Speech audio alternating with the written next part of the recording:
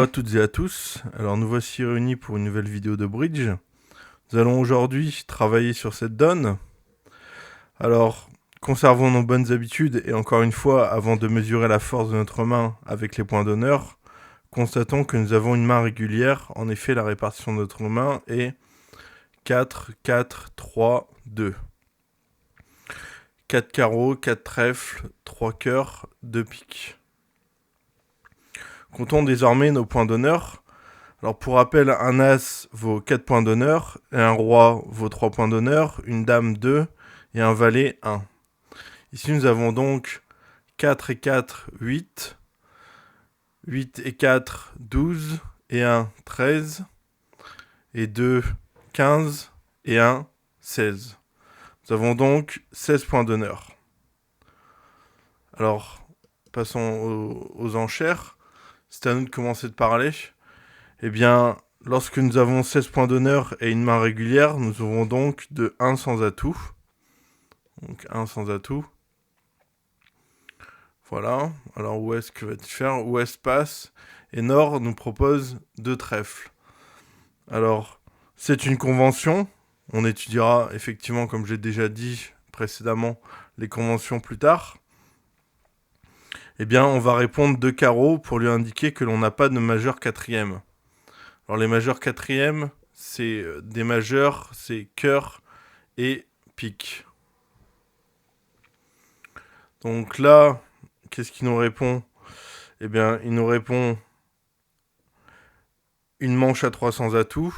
Donc 300 atouts. Eh bien, on peut passer, on n'a rien à ajouter. On va donc jouer une manche à 300 atouts. Voilà. Alors, Ouest entame du 5 de cœur et notre partenaire dévoile ses cartes au mort. Alors, comme d'habitude, on va compter nos gagnantes sûres et immédiates. Alors, on en a une à pique, l'as de pique. On en a une à cœur, l'as de cœur. On en a 4 à trèfle, as, roi, dame, valet de trèfle. Et pas le 10, puisqu'on compte, souvenez-vous, la plus longue des mains contenant la couleur. Donc c'est 4 et 4. Et enfin, un carreau, même si on a une belle main, on n'a pas l'as de carreau, donc on en a 0. Alors, quoi qu'il arrive, une fois que nous aurons délogé l'as, les carreaux, donc l'as de carreau, les carreaux nous procureront les 3 levées dont nous avons besoin pour gagner 300 atouts.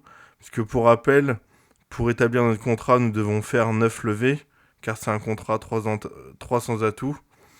On a 6 gagnantes sur immédiate, il nous manque donc 9 moins 6 levées, ce qui nous fait donc 3 levées à trouver.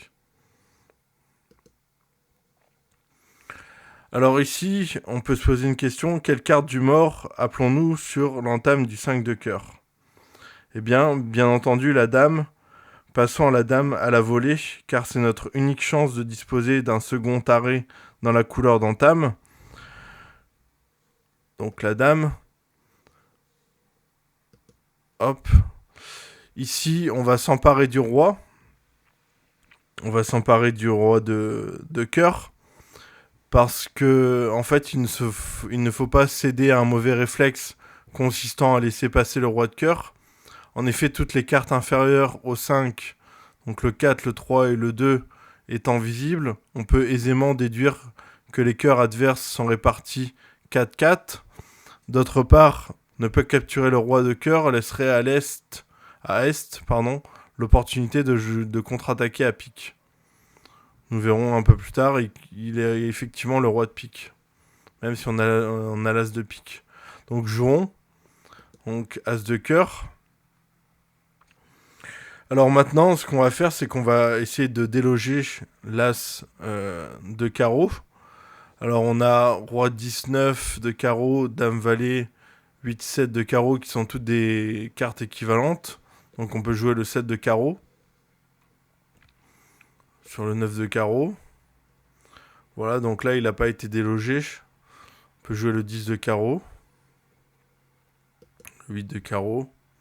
Et là, enfin, il a été délogé. Donc, l'as de carreau a été joué. Donc, on pourra faire tranquillement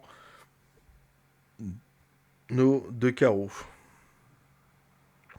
Donc, dame valet de carreau. Avec le roi aussi. Alors, carte suivante. Il y a un valet de cœur, donc là, tout simplement, on va pas pouvoir prendre la main. 3 cœurs, 2 cœurs. Il va continuer à cœur, hein, à mon avis. Il voit qu'on n'a pas de cœur. Donc là, on défausse un petit pique.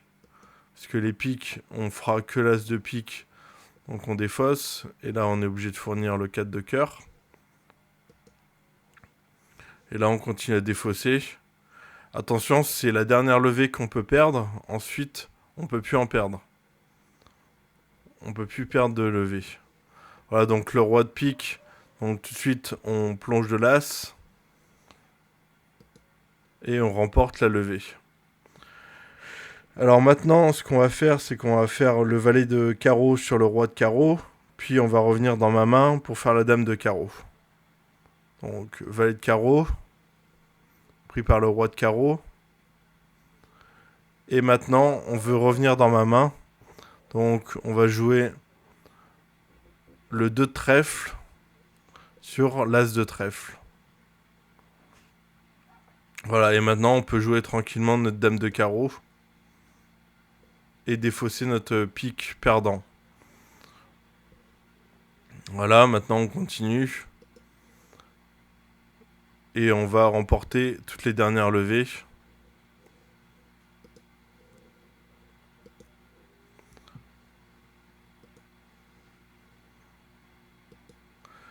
Voilà qui est fait, on remporte les 9 dernières, enfin les 9 levées qu'on souhaitait remporter.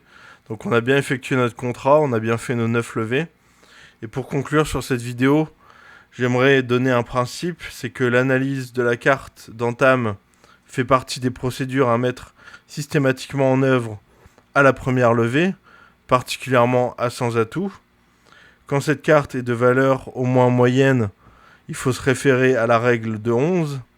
En revanche, lorsqu'il s'agit d'une petite carte, il faut plutôt partir à la recherche des cartes inférieures afin de déterminer si elle provient d'une couleur quatrième ou plus longue et de nous demander si on est soumis à la menace d'une contre-attaque qui serait mortelle entre guillemets.